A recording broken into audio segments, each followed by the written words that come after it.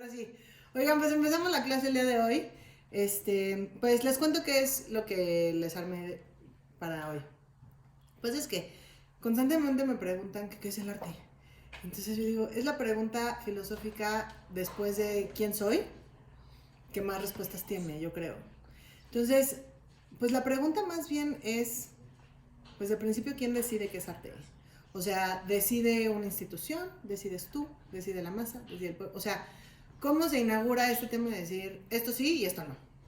Entonces, por ejemplo, tengo un caso de una chava que se llama CJ Hardy. La verdad es que tiene un caso muy interesante, ¿eh? Y sobre todo muy interesante porque Pero ella... ¿por qué no mejor explicas qué es lo que va a hacer? O sea, ¿por qué estamos viendo el Ah, mundo del arte? el día de hoy vamos a ver el mundo del arte y sus personajes. O sea, quién es, qué pasa con la subasta, qué pasa con la crítica, qué operan las bienales, por qué la feria es o no es importante, el museo, el curador y el museógrafo. Básicamente son los personajes con los que vamos a jugar, pero les quiero poner esta cuestión de principio para que ustedes se pregunten a ustedes mismos, ¿quién decide qué es arte? Entonces, yo toda la vida he pensado que el arte se decide de espectador. O sea, yo decido qué me pega y qué no me pega, o cuando estoy en presencia de una idea que sea el arte, aunque no necesariamente me guste y la tuviera en mi casa.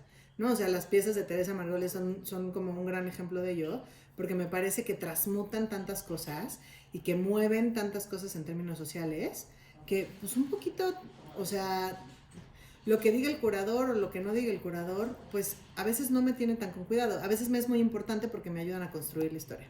Esto es lo que sucede. A ver, el artista. El artista, que además cada vez que alguien dice cómo es el artista o qué tiene que ser el artista, es el problema más grande del universo. Porque pues a veces el artista tendría que meter un poco de belleza a la idea, o no. O si entonces la obra está bonita y está pintado por él, está padre, o no. O si es un tema masivo, entonces si es arte, o tal vez no. Entonces, como que constantemente el artista lo que hace es, bajo mi propia perspectiva, el que contempla. El que contempla y dice, ¿qué hacemos con esta sociedad y cómo le podemos sumar? Ya sea en un tema visual, ya sea en un tema emocional, ya sea en un tema conceptual. O sea, hola a todos. Estoy muy feliz de que haya tanta gente. Muchas gracias. Ya me taparon los comentarios porque me distraigo, me pasa mucho. Pero luego sí los leo. Entonces, les cuento. O sea, cuando tú llegas a una pieza, tú llegas a una pieza por lo general en su caso, digo, no todos los que me estén viendo, como un espectador. Y como espectador la pregunta no es si es o no es arte. La pregunta es, ¿qué tendría que ver aquí? O sea, ¿por qué será que esto es importante? Para que un clavado, forever o como le quieras llamar, pues se clave pensando en cómo resolverlo. O sea, en decir, ¿saben qué? Les voy a poner esta pieza gigantesca de un caballo, de un pardo, de un lo que quieran, porque me es importante. Y entonces tú como espectador, tu pregunta, después puedes decidir si eso no es arte y hacer como esa evaluación que evidentemente pues, nos hace sentir como muy bien, ¿no? O sea, como esto me parece una jalada, o me parece que sí está padre, o este sí y el otro no. O sea, todo el tiempo estamos decidiendo, pero la pregunta con el arte no es eso, sino qué va a transformar en ti. ¿Y por qué sería importante para ti que la vieras? O por qué, y a veces ahí es en donde sirve leer el texto. Hay un libro que la verdad es que yo amo muchísimo, que se llama Art for Dummies, porque pues para mí la entrada al arte pues estuvo muy complicada. Entonces, como que yo entraba a las galerías y veía cosas, pues no, o sea, como que nadie me sabía explicar bien, o cuando me lo explicaban tal vez mi cabeza no estaba el suficiente formato de biblioteca para entenderlo, y pues le generaba rechazo. Pues es que nadie quiere hacer algo para lo que no es bueno. O sea, yo no quiero hacer derivadas en las tardes. Entonces, aquí lo que sucede es preguntarnos qué estamos evaluando. ¿Estamos evaluando belleza? ¿Estamos hablando creatividad? ¿Estamos evaluando impacto? ¿Estamos evaluando un mensaje? ¿Estamos evaluando la factura? ¿Cómo se llama el libro? Justo aquí lo tengo. Se llama 7 días en el mundo del arte. Este libro lo hicieron, digo, ya hace un rato. O sea, por ejemplo, aquí viene la revista como parte de una parte importante del movimiento del arte. La verdad es que pues hoy la revista se ha transmutado porque pues hoy la crítica está rudísima, ¿no? Y la crítica pues ni siquiera es el tema de, bueno, pues tal persona, fulanito de tal que es un experto me criticó, sino está mucho más evaluada en los comments, en los likes, y en cómo sucede. Y es más, aún así la devaluamos. O sea, hay tantos likes, tantos followers, seguro compra, ¿no? Entonces, pues el punto es más bien la idea, o sea, ¿qué es lo que te está dando? Entonces, por ejemplo, hace muchísimo tiempo, les cuento cómo operan las ferias. Hace muchísimo tiempo empezaron a construir estas ferias de arte, que lo que hicieron fue un acto muy inteligente de cómo unir muchos lados. Ay, se pausó. Ah, ya está, otra vez. Gracias, mi amor. O sea, por ejemplo, empezaron y dijeron, ok, nosotros tenemos a todo el pool de los galeristas, y los galeristas pueden tener un lugar en donde yo voy a traer a más coleccionistas, voy a traer a artistas y público en general que vengan a ver, pues, como este museo gigantesco. Al mismo tiempo voy a traer, digo, las marcas en México se han sumado muchísimo, pero voy a traer una parte de patrocinadores que puedan cubrir, y entonces a todo el mundo le cobro un cachito y generamos esta experiencia gigantesca que se llama, pues, la Feria de Arte. La Feria de Arte empezó en Basel, en Suiza, luego hicieron la de Miami, pero empezó en el principio básico de decir, les voy a enseñar la obra recién salida del horno de los artistas, y la vamos a poner así, toda aquí junta, para que tú puedas ver muchas cosas, porque el tema del arte es que se mueven muchas fibras, o sea, igual y, no sé, yo ahorita estoy obsesionada con caballos, y entonces empiezo a ver que hay varios artistas que están haciendo varios caballos, ¿no? O sea, incluyendo, gente que me encanta y me raya, y entonces veo su solución de caballos y digo, qué cañón que o sea, que estemos tan clavados ahí, ¿no? O a veces es un tema de aviones, o a veces es un tema de dinosaurios. O sea, como que hay una parte del inconsciente colectivo que, pues, que a algunos les pega, a otros no, y a veces yo me subo a alguna ola, y a veces hay olas en las que, pues, nunca me subí, nunca la vi. Entonces, ese era el punto. Entonces, los estudiantes que iban a las ferias, pues iban felices, pues, a revisar qué es lo que todo el mundo estaba haciendo, ¿no? Y como entrar como esa conectividad como emocional, ¿no? Luego, el comprador, pues, tiene chance de comprar antes que nadie, porque teóricamente, pues, estás entrando como al mercado inmediato en donde nadie ha visto nada y nadie ha podido apartar nada.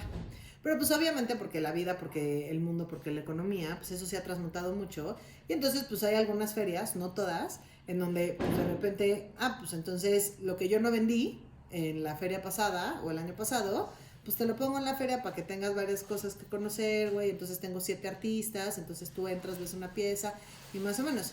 Y el problema de eso, y la Bienal, que ahorita me meto ahí, es que la gente que está ahí adentro tiene que contar con que la atención del público es de este tamaño. Entonces, pues a veces es como súper sí quiero estar, pero al mismo tiempo estás en un nivel de competencia súper rudo, ¿no? Entonces se pone como el análisis muy interesante. Entonces, la parte que me gusta como de Art for Dummies, regresando como a esa idea, es que, por ejemplo, el director del museo dice, cuando... No les expliqué este pedacito, perdón. El Art for Dummies lo que hace es un libro que escribe el entonces exdirector del Museo del MoMA, y te da todos como los microtips, ¿no? Entonces, por ejemplo, te dice, en vez de, o sea, cuando llegues a un museo, entra al museo, busca la tiendita, y en la tiendita va a ver las postales, y todos los museos imprimimos las postales de las obras de las que estamos como muy emocionados de tener.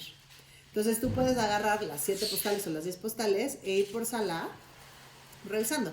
Acuérdense que los museos en su mayoría se hicieron, pues lamentablemente me encantaría decir otra historia, pero pues si la analizan en Google, pues de robos, ¿no? O sea, de robos a familias, de las herencias que nadie cobró y pues se quedaron guardadas, y eventualmente alguien dijo, bueno, pues igual aquí lo organizamos un espacio y hacemos un museo, y que la entrada pues sea gratis o no sea gratis, o que sí se mantenga o que sea una gobierno, ¿no? O sea, como cada uno de los museos tiene como diferentes ejecuciones de cómo opera, pero sí hacen mucho eso, ¿no? O sea, como tienen un chorro de piezas que pues no necesariamente todas son las más destacadas. Eso pasa en eventos como Maco. Sí, cuando estamos hablando de Feria de Arte, sí.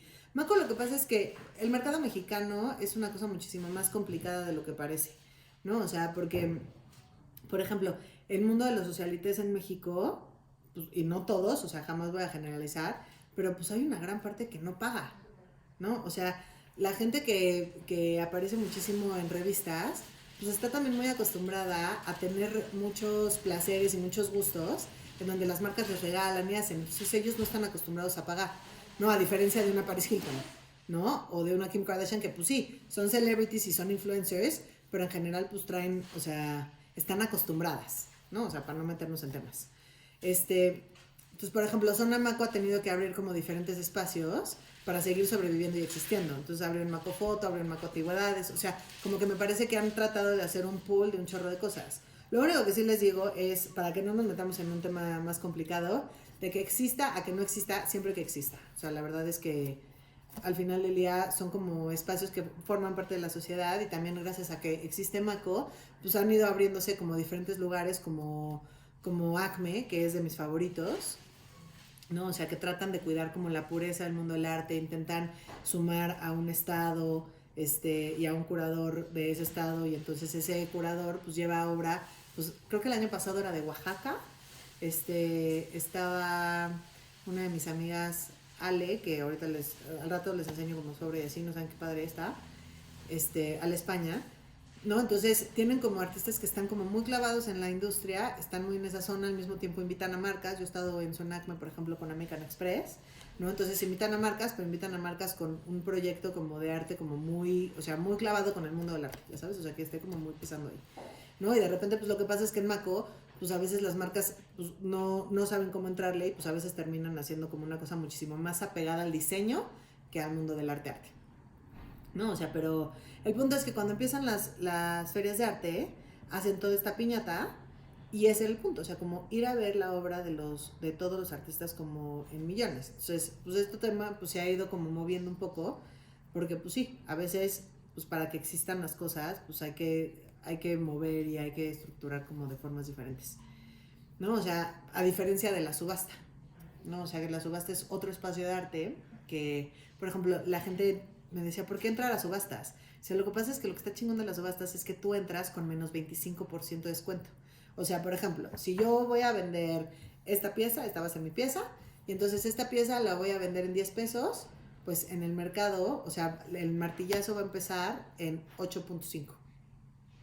Entonces, pues igual y tú estás jugándotela a que la gente con la que están subastando, pues igual y no sepa que esto, pues en realidad vale 43, ¿no? Y entonces, pues que la están consiguiendo más barato porque igual y el subastador sí sabe en cuánto está esta pieza y cómo funciona. Entonces, pues a veces estás esperando que la gente con la que estás alrededor, pues nadie le interese y entonces tú te lleves la obra a precio de martillo. Pero en la subasta se mueven muchas fichas, por ejemplo. El subastador, que es el que está cantando, el cantador, así, esta pieza de Babale es un masking perfecto, es azul, es parte de su iconografía, o sea, lo que sea, te tienen que dar la historia de qué estás viendo, de por qué esta pieza pues sería como importante de comprar, y entonces es como un cirujano plástico. O sea, yo como artista, si alguien me dice, oye, tengo una subasta, pues la pregunta inicial, sobre todo de Lucila, va a ser, ¿quién más está? O sea, ¿con qué artistas vas a relacionar a mi artista?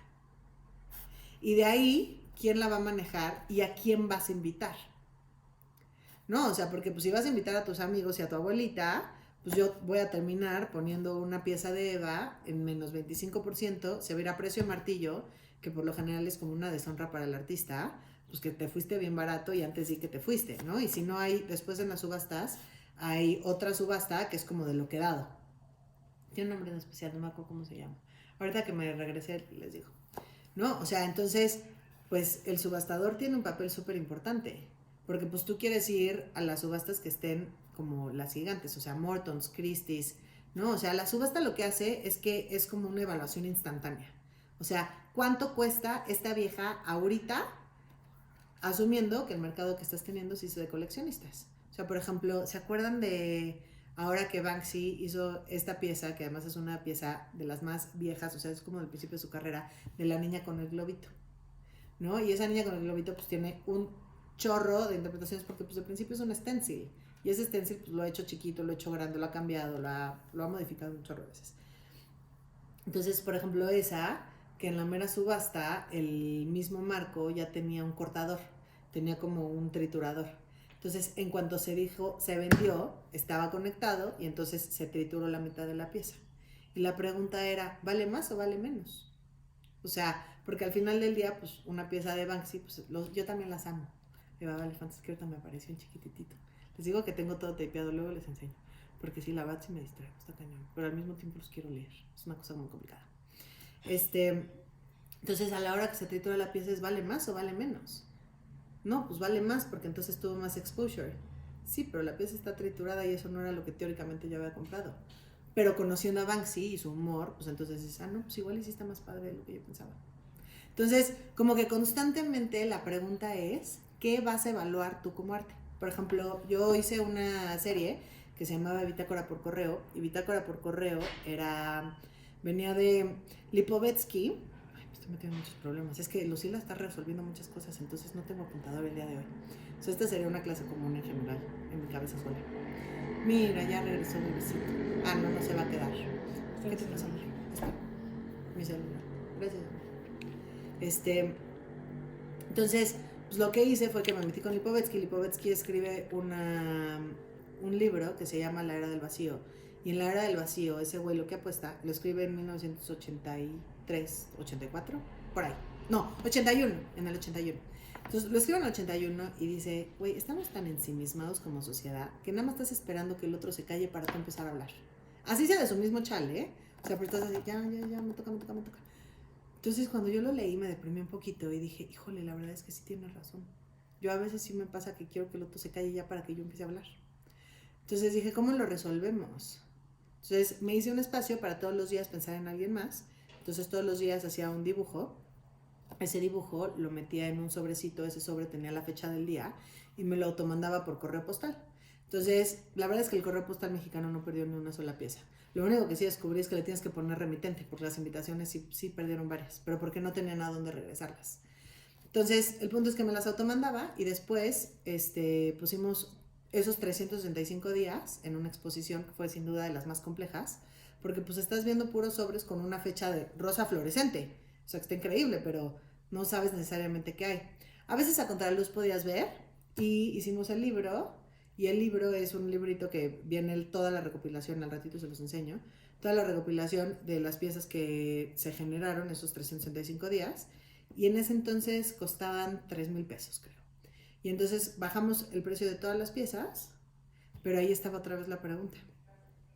Montamos la pieza y la gente pues podía comprar en 3,000 pesos pues, su fecha de cumpleaños, o podía ir a revisar el libro y decir, quiero esta, bájame esta. Entonces, y en ese momento se bajaba, y las ganancias, porque yo decía, pues yo no puedo decir que me voy a meter esta cantidad de lana y remármela yo solita cuando estoy haciendo que todo el mundo pensemos en alguien más. Entonces lo que hicimos es que lo que recaudamos esa noche, había libros, había plumas y había las piezas. Y entonces eran 3,000 pesos o 20 pesos de las plumas o 550 pesos del libro, creo que eso costaba. Y entraron las marcas, nos sumaron Coca-Cola, Audi, Mac, un chorro se subieron para que pues, pudiéramos generar toda esta producción. Y entonces tú cuando comprabas la obra, pues tú decides si la abres o no la abres. O sea, porque la obra es tener una en donde eres parte de 365 y esa pieza pues representa esas 365. Entonces la puedes guardar así. O para ti la obra o el arte, es que el arte es una cosa muy complicada, pero la obra es el dibujo que está adentro, porque es lo que vale, o es el conjunto. O sea, por ejemplo, hubo gente que abrió la pieza, enmarcó el sobre y también puso el certificado de autenticidad con el que viene la obra. O sea, entonces, pues más bien la pregunta es, ¿qué es lo que tú decides? ¿Qué va a ser y qué va a pasar, no? Entonces, no, o sea, como en temas, regresando como a la subasta, en temas de subasta, lo que hace la subasta es que te pone un precio inmediato, ¿no? O sea, dice, ok, si yo voy a poner esta pieza aquí en el mercado y se va a subastar y la vamos a hacer la más importante y la más vendida, por ejemplo, ¿qué nivel de impacto tiene eso a nivel mundial? Ahorita, por ejemplo, la más vendida es... no, estás usando mi celular, perdón. Es una de Da Vinci y acaba de venderse, es que ahí está el número. Es justo una pieza que encontraron hace poquito. La googleé en la mañana porque quería saber cuál era en general. Pero en general, por ejemplo, siempre está Pollock, siempre está Warhol, o sea, siempre hay varios gringos ahí. En esta que se sume a una clase complementando con todo al lado del negocio. Sí, nos gustaría muchísimo, pero a Lucho no le gusta salir a cámara, ¿verdad? Está muy feliz siendo ahí atrás, pero siempre nos coopera hoy porque se nos juntó el mandado de millones de cosas. Por ejemplo, hay como datos muy curiosos, ¿no? O sea, como siempre se va a ir muchísimo más rápido una pieza azul o roja que una marrón. ¿no? O ¿Qué? es mucho más difícil que se venda un desnudo masculino a uno femenino como con mirada de ¿qué vas quién? Como pues el que les enseñé en la clase pasada, ¿no? O sea, tienen como muchas formas de resolverlo, pero toda la temática de la subasta tiene que estar muy bien armada. O sea, desde quién va a ir a recibir la subasta, o sea, quién va a tener paleta, quiénes son y bajo qué argumentos esto va a tener prensa o no va a tener prensa. Y entonces, o sea, Si es abierto al público. si es abierto al público o no. O sea, porque por ejemplo hay subastas que se hacen y solamente son tipo 10 artistas y van a haber 100 invitados, pero nunca está abierto y entonces lo que compras, pues tú te lo llevas y bye. Y salen como compradores anónimos. Salen como compradores anónimos también.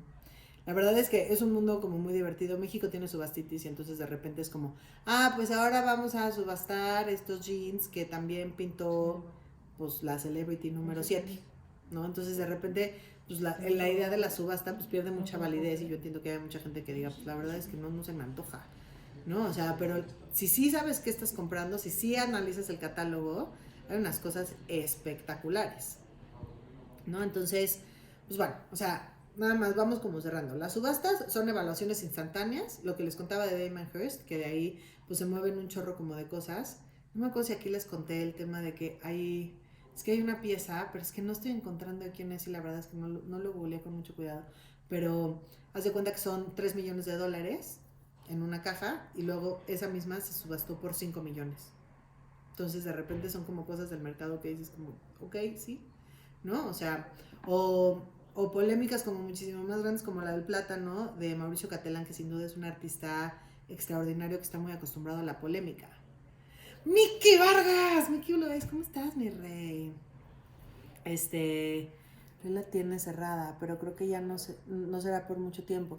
Sí, puede ser, la verdad es que, pues en general, pues hay muchas subastas que así funcionan, abiertas o cerradas, pero el punto es que sigan existiendo y por qué es importante que existan, ¿no? O sea, las de Christie's y demás pues son las valuaciones afuera y las otras pues a veces son como muy buenas inversiones para todo el mundo, ¿no? O sea, a veces para los artistas es una buena inversión entrar a una subasta porque conocen a nuevos coleccionistas, ¿no? Que no conocían necesariamente su obra, entonces son buenas oportunidades, pero todo depende a qué subasta, con quién la está manejando y quiénes están atrás, como de ese tema.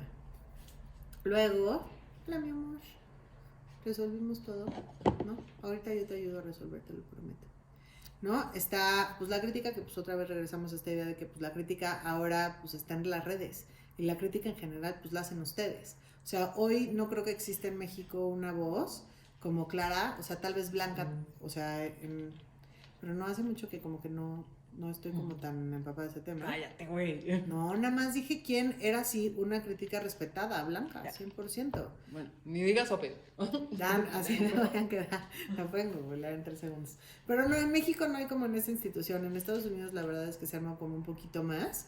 Pero en México me parece que está un poco la crítica y pues más en los medios en los que vivimos ahorita pues está muy complicado, ¿no? Está la feria que ya les expliqué cómo opera y pues digo los bemoles que han tenido que suceder, pero pues al mismo tiempo también han aparecido un chorro de ferias que rescatan, ¿no? Los premios y las becas, que es una parte súper importante para el mundo de los artistas.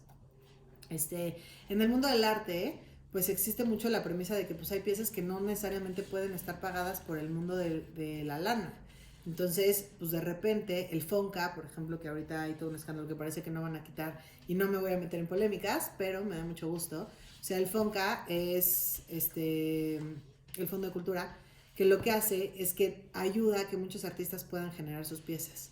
O sea, por ejemplo, si Teresa Margolles estuviera chavita y quiere hacer las joyas con los vidrios del narcotráfico que están en la calle, que están embarrados de sangre, yara, pues igual está muy complicado que, pues no sé, Coca-Cola se quiera sumar, ¿no? O sea, pero tiene que haber instituciones y lugares que te ayuden a poder solventar ese tipo de piezas porque existen y porque son importantes y porque hay que denunciar y porque es importante que haya como ciertos impactos a nivel social. Entonces me parece que ese tipo de cosas son importantes. Ahora bien, ¿quién gana esos premios y quién gana esas bienales? ¿Quién gana como todo este microcírculo? Pues es que un chorro de gente y depende de un chorro de lugares. O sea, lo que decíamos, si yo estuviera en el jurado del Fonca, pues muy probablemente, o sea, lo mío que es muy la conciencia. O sea, yo estoy muy clavada en cómo generar conciencia, en cómo hacer que la vida de la gente en general pues se pueda digerir con algunas soluciones emocionales, por ejemplo, que yo encuentro, o cómo de repente hacer proyectos como Bitácora por Correo, que ayudaba a VIH, ¿no? O sea, y hacer consciente a la gente que el VIH existe y que no es algo que te corresponde, yara, yara, o sea, ¿no? Entonces, mi idea de conciencia, que es la que yo hoy valido, que es el mundo del arte, entonces, pues muy probablemente los proyectos, si yo fuera la directora como de este segmento, del FONCA, seguro de 10 proyectos metería que de mínimo 4 fueran de conciencia. Y los otros 6, pues seguramente de los demás que están como pues pujando por diferentes proyectos. Entonces los proyectos decían, pues sí, pero es que la mafia de... Pues es que es muy complicado que no existan mafias en general. Y no me parece necesariamente que es una mafia, me parece que son diferentes estilos. O sea, de a quién decidir darle la beca. O sea, ¿le vas a dar la beca a la persona que sabes que sí tiene dinero y que de todas formas ese proyecto lo solventaría? O sí porque se lo gana, o mejor no porque si no un proyecto se muere y este proyecto de todas formas va a seguir vivo. O sea, hay muchas microdecisiones que se involucran alrededor de pues a quién se le da la beca y el premio y demás. O sea, pero son premios de, digo, hay de todo, pero por ejemplo tengo un amigo que se dedicó a todo un año a mandar todas sus referencias y a meterse como un chorro de concursos de forma virtual, porque tú le pones así en Google Call for Artists o pues sí, tal cual. O sea, audiciones para artistas, no es audiciones para artistas. ¿Cómo le pones en español? Para meterte a desde FEMSA a hay un chorro como de páginas. Becas. A becas, premios. y así, premios. Pero te pones a Google a buscarlo y si tú ya tienes tu proyecto, o sea, ya tienes tu currículum bien armado, tienes algunos 3 proyectos, 5 piezas, todo ya justificadito, Buenas tu fotografías. RFC, tu foto perfecta, la justificación bien armada, referencias y tal, te puedes meter a un chorro de concursos y entonces pues es un tema de estar ahí de disciplina. Y entonces en cuanto, pues igual y este dibujo no ganó en pero en una de esas en Japón sí. Entonces lo metes a Japón si ya salió de esta. Entonces es un tema como de organización, que este brother tenía muy buen orden y juntó como un melón de pesos, ¿no? En un año de puros premios y de puras, o sea, como de subastas. Entonces, cuando a mí me preguntan, ¿tú crees que hay apoyos? Yo digo, pues es que la verdad sí. Y si no es en México, es en un chorro de lados. Es un tema de buscar y de tener orden, ¿no? O sea, en general. Yo muchas veces... Hay muchas residencias. Hay muchas residencias, hay muchos intercambios. Se pueden ir a, o sea, por ejemplo... Alemania, Sudáfrica. Está la beca, es que siempre le quiero decir, es Fulbright. Y yo le quiero decir, no importa. Es que pienso en la muñequita de los colores de los arcoíris. Pero, o sea, está la beca Fulbright, por ejemplo, que te paga cualquier Ivy League y luego nada más tienes que regresar a México 2 años. O sea, hay muchas formas de sobrevivir como artistas. Entonces también pues, es una parte bien padre. Y luego a esos artistas, por ejemplo, que hacen los currículums gigantescos, porque hay artistas que pues están mucho más clavados en la línea de arte o sea, como maciza, pues, ¿no? O sea, yo estoy como en la línea de arte, pero pues juego mucho en la parte social y regreso como a otro pedacito. Pero la gente que está como muy en ese macizo es por lo general las que se van a las bienales a representarnos. Las bienales, ¿qué son? Por ejemplo, la de Venecia, que es como sin duda las más famosas, pues está también la de Cuba, hay un chorro. Entonces, bienales son de cada 2 años. Entonces hacen como estos concursos. Por ejemplo, la Bienal de Venecia, lo que hacen es que dicen, ok, yo, como si fuera la ONU, invito a varios países, o sea, a varios países, porque no son todos. Entonces vamos a suponer que invito a México. Y entonces en México escojo a un curador. Este curador vamos a suponer que es Cuauhtémoc Medina. ¿Qué tal que estuve a un segundo de decirle blanco? No creo que le caiga a Nara en gracia. Pero Cuauhtémoc Medina, que sin duda es un curador. O a Dan Lozano. O a Dan Lozano. Ay, imagínate. Le rogaría porque me llevara a mí. Dan Lozano, que todas las clases hablo de él porque lo amo. Yo la verdad no sé si luego veo las clases, lo voy a molestar al rato. Sí, pauso el video. Estoy esperando. Entonces, invitan a un curador y ese curador dice, ok, yo como México voy a poner una postura política. Eso es un tema que no tiene que ver con lo que necesariamente se decida en, ay, yo amo a Eva y entonces la voy a subir. No, es qué tenemos como México que decir, ¿no? O sea, por ejemplo, nos ha representado pues Teresa, que la que les he contado como muchísimo. Hemos tenido como varios, pero a mí Teresa me parece que es como la referencia más importante para hablar de México en términos políticos, ¿no? Entonces se llevó las muertes de Juárez y un chorro como de cosas. Ya sé, a mí también se me corta, pero si no en YouTube, prometo que el enano lo va a subir. ¿No? Entonces, la Bienal pues, invita al curador, el curador invita a los artistas, y entonces, pues tú vas, como Juan de las Piñatas, te vas a Venecia y vas siguiendo como los movimientos de arte y hacia dónde van y qué hay. Entonces tienes piezas desde Ai Weiwei, ¿no? O sea que tiene como su pieza aparte él, y de repente pues tienes salones gigantescos en donde vas a ver piezas de un chorro de artistas, ¿no? O sea, porque todo el tiempo se están como configurando de forma diferente. Entonces, lo que decían la gente que trabaja en la Bienal, pues decía, es que es muy complicado porque la posibilidad que te puede dar alguien de su atención es de este tamaño. Entonces, todos los artistas que están aquí adentro están muy acostumbrados a tener un proceso muchísimo más largo de explicación y de entendimiento.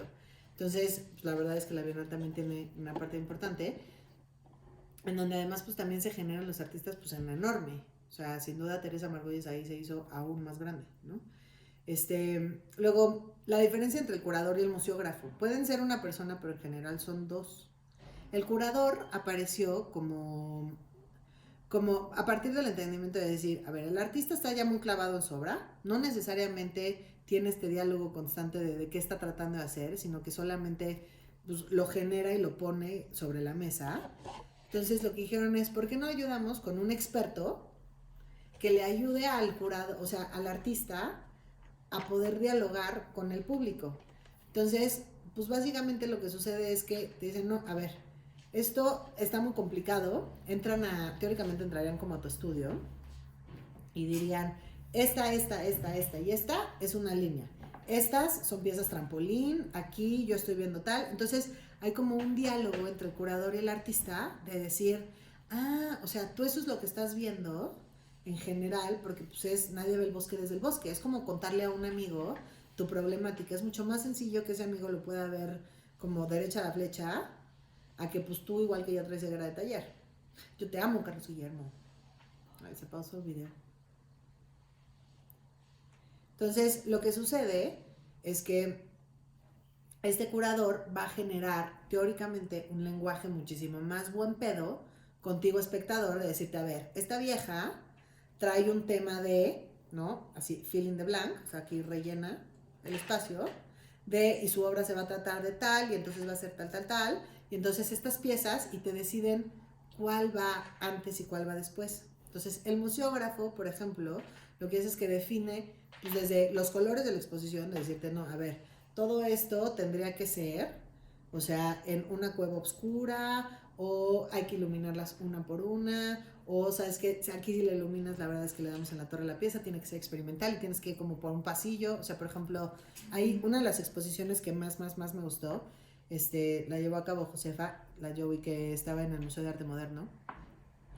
Hizo una cosa muy interesante porque, por ejemplo, un curador dice, yo quiero hacer una exposición de la cárcel. Entonces, ok, una exposición de la cárcel, ¿y quién tiene obra de cárcel? Entonces, pues mira, obra de cárcel tiene, ¿cómo se llamaba? Vega Macotela. No es Santiago. Vega Macotela, ahorita les digo el nombre correcto. El de Pila, que por ejemplo ese brother tenía una cosa muy interesante, a mí me parecía un poco complicado y la verdad lo hablé con él.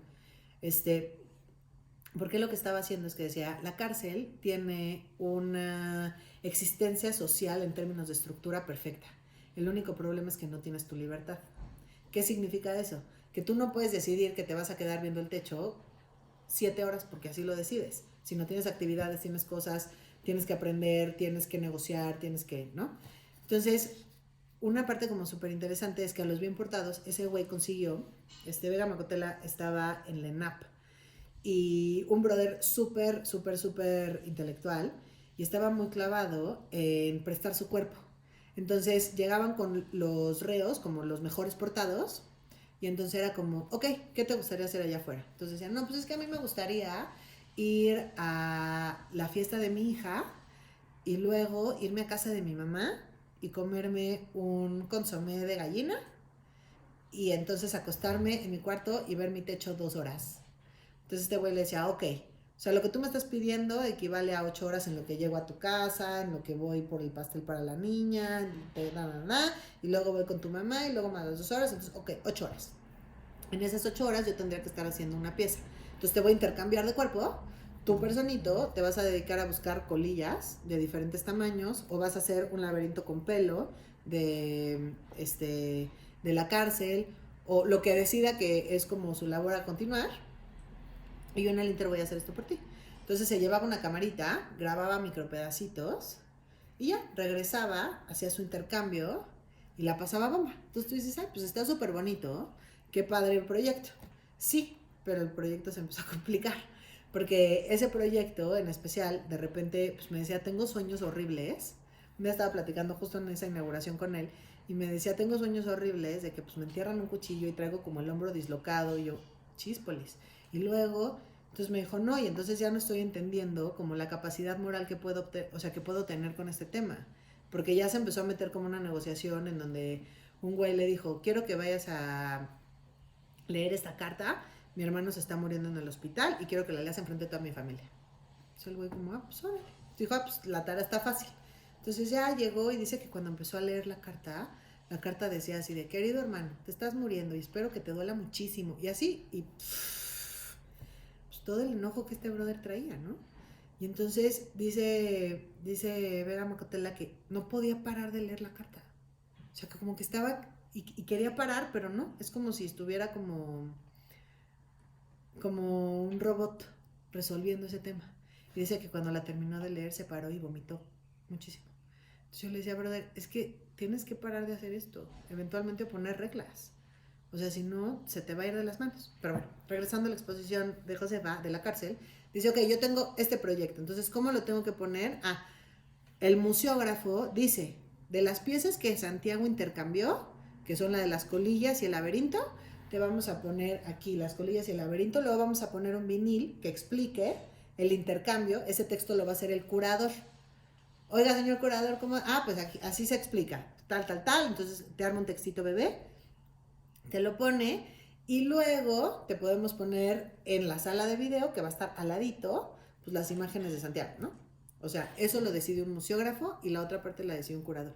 Si el curador dice, ok, va a Vega Macotela, también vamos a tener a Teresa, que esa vez presentó un cuchillo con una navaja como de sacapuntas, como al revés, ese era un cuchillito, ¿no?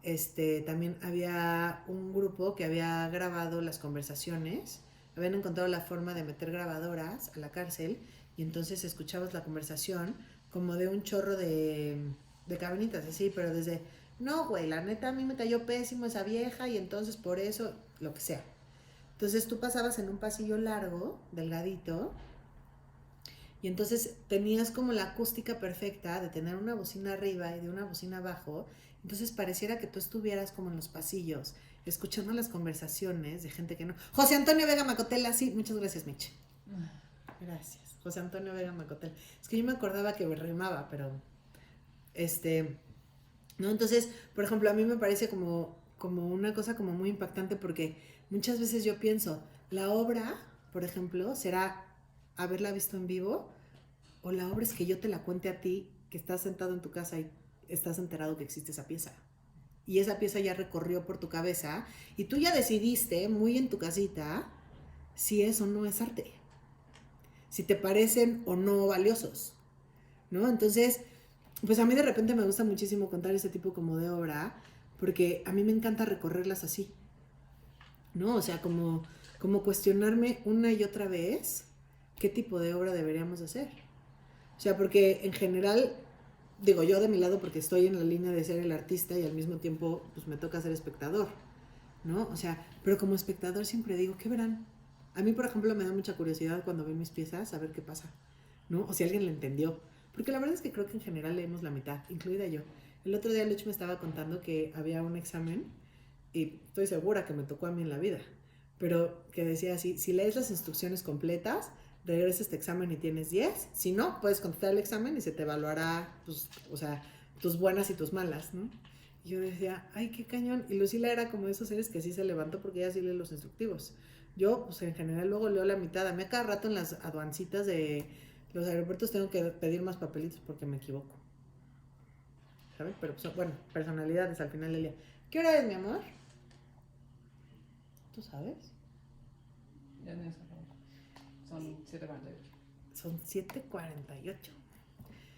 Entonces, pues sí, o sea, y lo que hacen los artistas en general es que pues están como muy clavados en resolverse a ellos conceptualmente, pero al mismo tiempo, o sea, por ejemplo, lo que dice esta artista, que este libro ya les digo que es un poco viejo, el 7 días en el mundo del arte, tiene uno nuevo que me gusta muchísimo, que se llama, creo que son 30 artistas, 3 actos, 33 artistas, 3 actos, yara, yara, yara.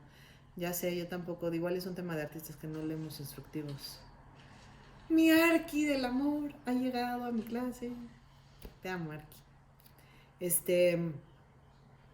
No, o sea, como en general, yo creo que hay un pedacito donde el mundo de los artistas del día de hoy, y eso es lo que presupone Sarah Thornton, que es la que escribió este tema, que les digo que en este nuevo libro lo saca, digo, nuevo tiene como 5 años, me la vuelo, pero decía, el artista contemporáneo va a tener que tener una serie de cosas extras, ¿no? Y entre ellas aprender a ser una celebridad. Por eso me parece que Jeff Koons tiene como tan bien armado su piñata, ¿no? O por ejemplo Damien Hirst, me sorprende, o sea, ese brother tiene unas estrategias de producción masivas, o sea, y se da abasto para cubrirle al mercado y dejarlo con hambre, por supuesto. O sea, pero por ejemplo, de los spot paintings, de las pinturas, hay unas pinturas que hace que tienen como unos circulitos perfectos de color. Ya, me parece que, o sea, está el chiste sobre el chiste, o sea, Banksy también lo agarra y lo hace como en millones de cosas, pero hizo de esos cuadros 600. 1, 2, 3, 4, 600. O sea, yo a veces veo ese brother producir masivamente y digo, lo sabe hacer muy bien, porque tiene la parte de artista, en donde sí sigue dialogando el mundo del arte, pero al mismo tiempo tiene el sistema como masivo, en donde él sigue generando una cantidad de obra espectacular, que además requiere de una fineza máxima. O sea, cuando ves piezas de él, como tiene un espejo gigantesco, así, con repisas así perfectamente milimetricadas, así en una exacta, tienen como un CD máximo, y puras pastillitas, así una tras otra. O sea, solamente verla, o sea, yo creo que el que tiene un CD es un artista visual, de la vida real si lo pienso. Así se llama, como dijiste, 33 artistas en 3 actos. Gracias, Bego Aristi. Bego de la... Oye, te tengo que marcar, te marco al rato. Bueno, mañana. Sí, perdóname. Y ya. Entonces, pues sí, o sea, al final del día el artista lo que tiene que hacer es pues estar jugando en su parte conceptual, pero no dejar de ver pues la parte de demanda que está existiendo, ¿no? O sea, la oferta y demanda en general, tanto no solamente de un sistema del público, sino de cómo se está funcionando el mundo del arte en general y en dónde quieres entrar. O sea, al final, Luchi y yo nos hemos clavado muchísimo en generar pues las cosas que a nosotros nos parecen lógicas, ¿no? En sumarnos con marcas para que las marcas nos ayuden a poner una base estructural pues, a los proyectos y hacerlos aún más masivos, ¿no? O sea, sumamos muchas. Los que hacen ahora que llevan pintando... Eso, ya, ¿okay? Necesitas terminar la clase. Ah, ok, perdón, ya necesito terminar la clase. Oigan, chavos, la próxima clase nos vemos, es el jueves. Los espero con muchísimo amor, la vamos a subir a YouTube. 1000 perdones porque se cortaba el internet, pero es que somos muchísimos. Les mando millones de besos.